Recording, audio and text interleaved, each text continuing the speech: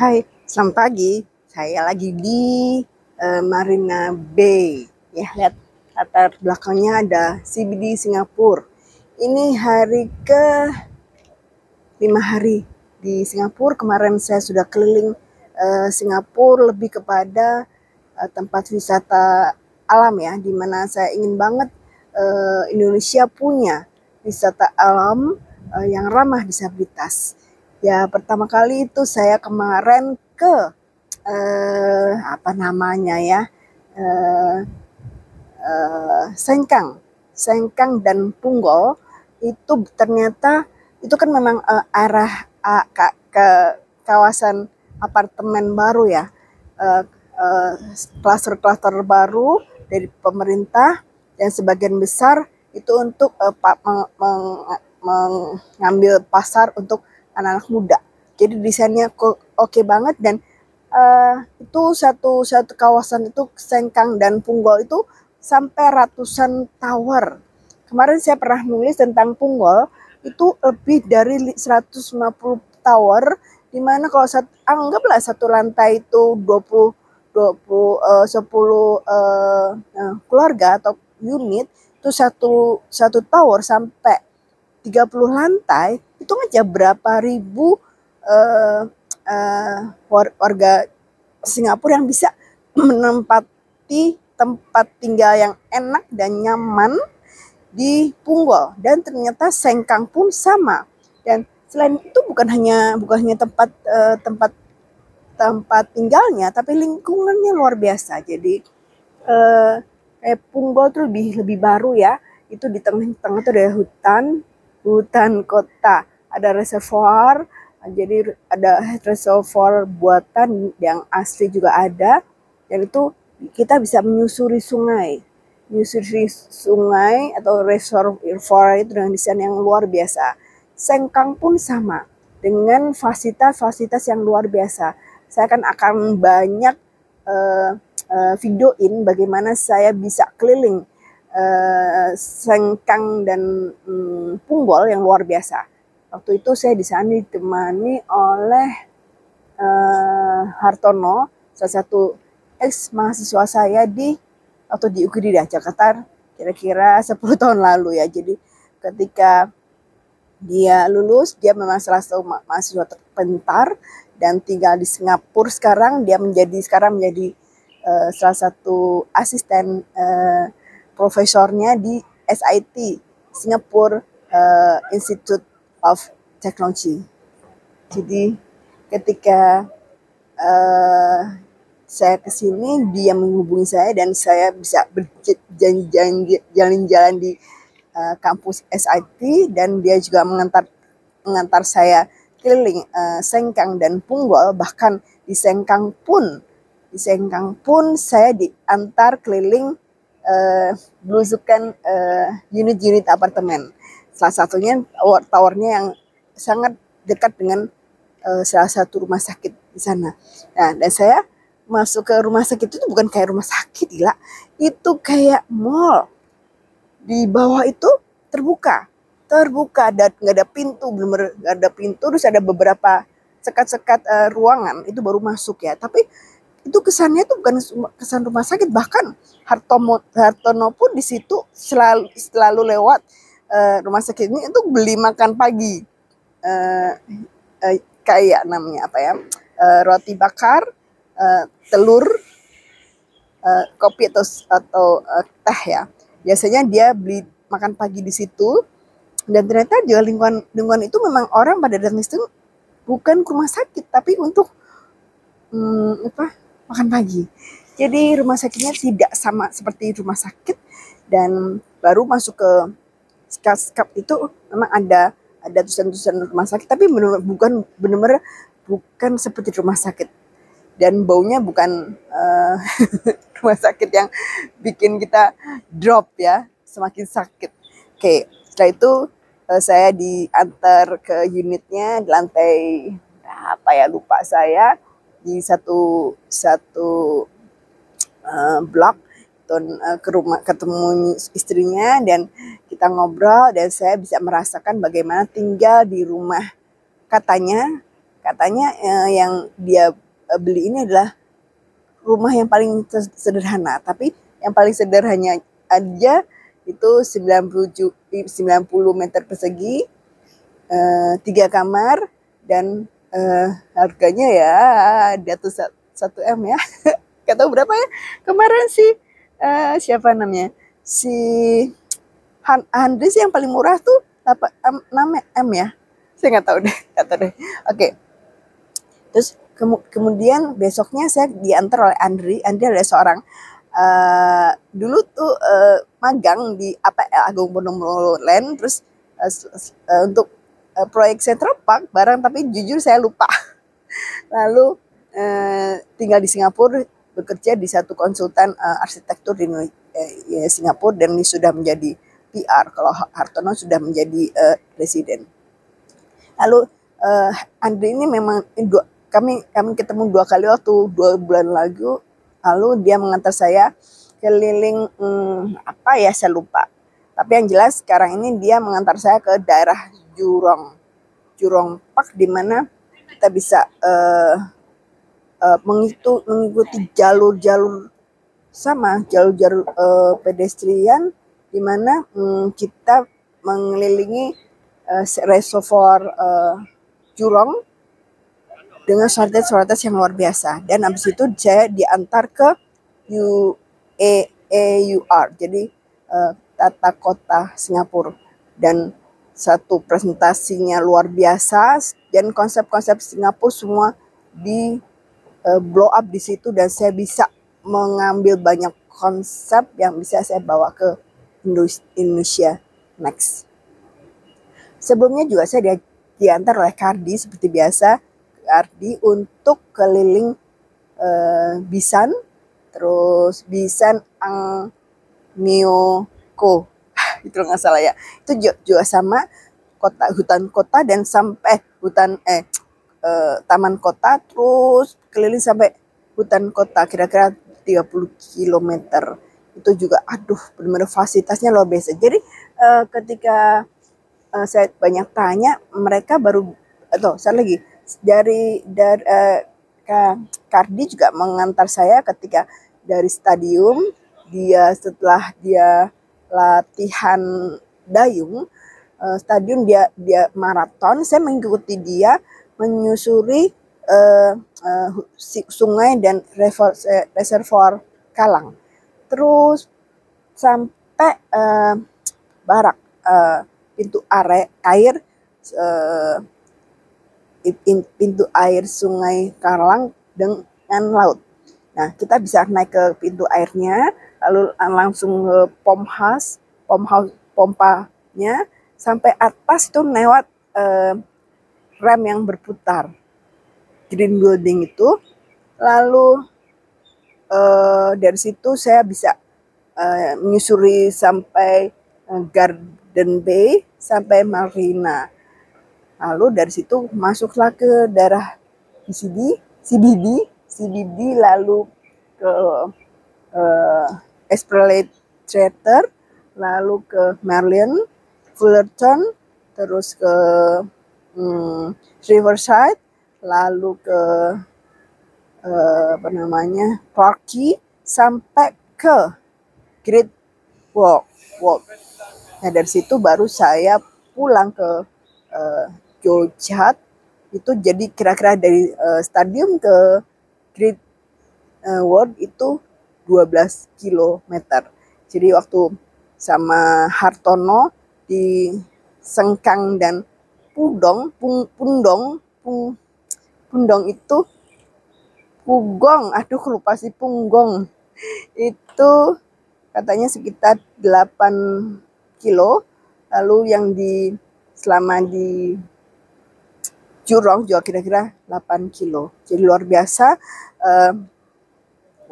perjalanan saya, dan kursi roda saya luar biasa. Itu keren banget, gak masalah, tidak pernah masalah. Jadi tapi ketika hari pertama dengan Kardi menyusuri Sungai Kalang sampai Great Wall, itu yang 12 km itu kan di forsir ya, karena dia lari dan saya mengikuti, bukan foto tapi mengikuti, jadi saya forsir full speed, itu tidak berhenti jeda, cuman sekedar waktu itu pipis sekali di di Clarke Quay dan makan es krim di full tour 15 menit itu aja. Sisanya ngebut, membuat pasti energinya habis ya. Jadi dari itu sampai Great Wall itu tinggal 2 street. Agak ngeri. Jadi saya minta tolong Mas Carly juga ngantar saya ke hotel, karena kalau sampai namanya belum sampai hotel baterainya habis, saya harus didorong mati aku. Gitu. Jadi hari kedua dengan Hartono nggak masalah, hari ketika kemarin dengan Andre juga nggak masalah, kursi rodanya luar biasa. Dan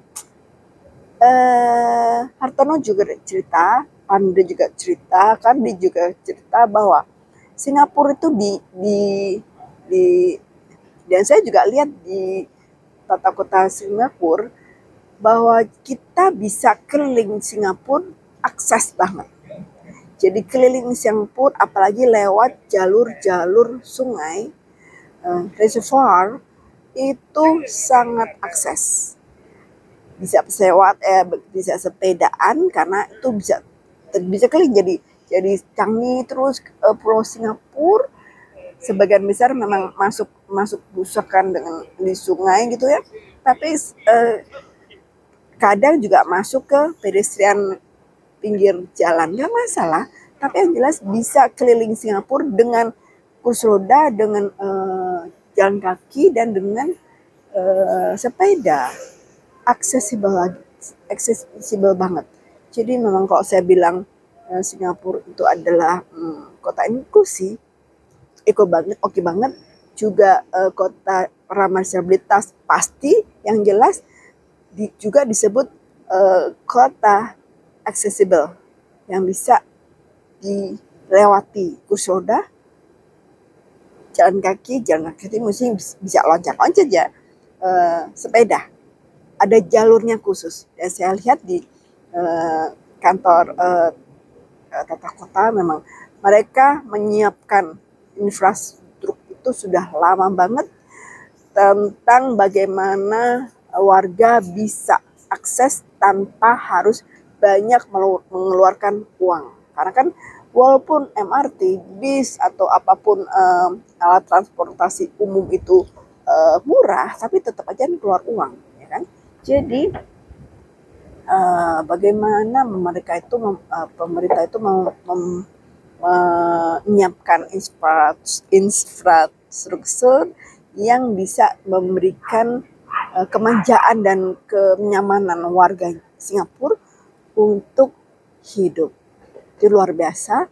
Jadi waktu saya di apartemennya Hartono, itu salah satu apartemen yang bisa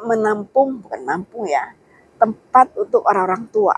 Jadi satu bagian dari apartemen itu, dari atas sampai ke bawah itu benar-benar difungsikan untuk orang tua, lansia dan disabilitas. Tempat kursi rodanya bisa nyaman, lalu dindingnya itu ada railing sepanjang jalan dari ujung-ujung dipakai railing. Gitu kan. Terus ada yang ini kan di Sengkang ya. Waktu saya di Punggol 2 bulan lalu, saya juga naik ke sana, ada beberapa lantai unit itu, lantai ke unitnya dari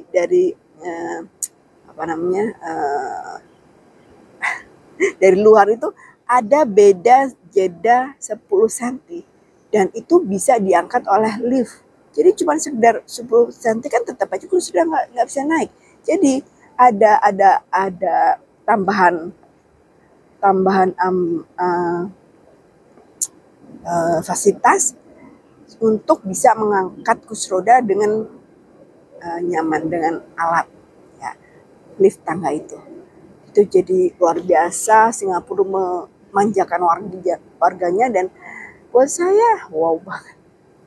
Oke, itu bicara tentang disabilitas. Nah, kenapa saya ke Singapura kali ini adalah saya mendukung Kardi dan teman-temannya untuk lomba dayung Dragon Boat.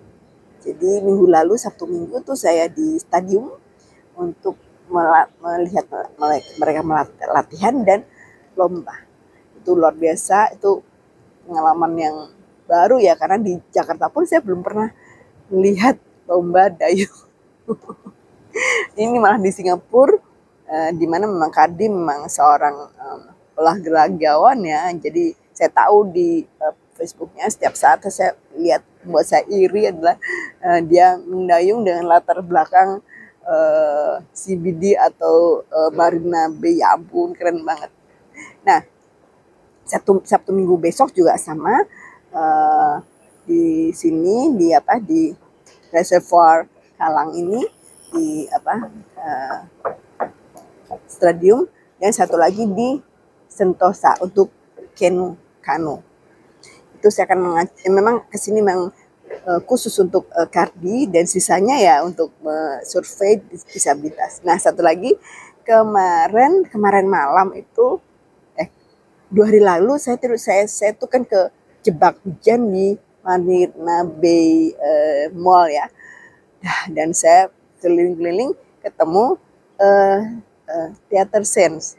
Ternyata ada Broadway The Sound of Music. Aku sampai gila, ini favorit banget. Jadi pikir aku mau nonton, tapi kan aku nggak tahu gimana caranya dan berapa harganya, karena di situ tidak ada tulisan gimana caranya, berapa harganya. Jadi oke, lupakan dulu. Tapi besoknya ketika ketemu sama Andri, dia cerita, oke Bu, harganya dari $70 sampai $100 sekian gitu, dan bisa ditelepon, bisa akses itu. Jadi saya langsung ke sini kemarin malam, langsung beli, jadi bukan online. Terus posisinya paling atas, karena memang posisi disabilitas kursi roda ya. Kalau di bawah kan nggak bisa masuk dia. Ada di ujung kanan kiri, tapi terlalu pinggir, jadi nggak bagus untuk melihat Broadway itu. Jadi paling atas itu yang paling murah $78, ditambah tax dan sebagaimana, jadi $82. Mulai jam 7:30 sampai 10:30. 3 jam saya di sana, terpukau karena ini nostalgia. Dulu saya suka lagu-lagu The Sound of Music, dan beberapa lagu saya bisa bermain di piano. Jadi terpukau, terharu, kangen, karena waktu itu selalu nonton dengan bapak ibu. Dan memang saya suka banget lagu-lagunya. Jadi setengah 11 itu gak berasa, begitu selesai, sudah ya. Itu kan sudah tutup ya, setengah 11 sudah tutup. Saya jalan ke bawah, MRT itu termasuk kereta-kereta terakhir ya. Jadi naik MRT turun saya lupa turun di mana, karena keretanya harus pergi pulang. Jadi saya tunggu kereta yang berbeda untuk pulang ke Paya Lebar. Sampai hotel jam 11:30. Beres-beres, mandi, makan, nggak bisa makan. Kenapa? Karena nggak boleh makan di dalam. Padahal saya bawa roti. Dan malam itu sebenarnya malam ini aku nonton. Tapi kemarin tuh ya kenapa nggak sekarang gitu kan? Jadi nggak sempat, nggak berpikir untuk makan dulu, karena memang tiba-tiba mendadak. Jadi sampai hotel 11:30 saya makan dulu roti, lapar, kedinginan, terus mandi air hangat, tidur. Bangun tadi jam 6, biasa beres-beres, dan saya kesini untuk keliling lagi dari Marina ke CBD, terus ke Esplanade, terus ke Merlion, ke Fullerton dengan jembatannya, mungkin balik lagi, dan saya mungkin dari situ sampai Marina makan siang di sini barangkali ya, atau kalau waktunya nggak terlalu sore atau misal sore siang, saya turun ke MRT ke Chinatown, makan di sana dan keliling Heritage Chinatown. Rencananya kalau nggak hujan, karena biasanya dalam beberapa hari ini di atas jam 2, jam 3 itu hujan. So, kita lihat, saya melakukan yang terbaik. Hari ini full untuk pengamatan, survei untuk disabilitas, untuk perkotaan, urban, lingkungan, dan semuanya. Dan tetap aja foto-foto narsis. Oke, besok akan ada hari yang berbeda dan pasti akan lebih menarik. Oke, ini hari ini vlog saya, dan semoga bisa menjadikan semangat untuk teman-teman yang bisa mau atau melakukan hal yang sama. Tidak harus di Singapura, tapi bisa ke Jogja, ke Bali, Bandung, siapapun, kemanapun kita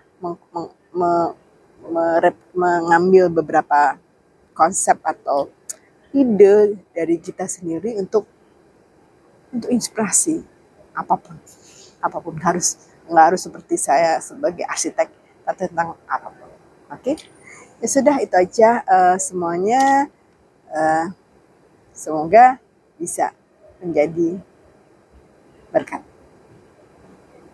Selamat pagi, Tuhan memberkati kita semua.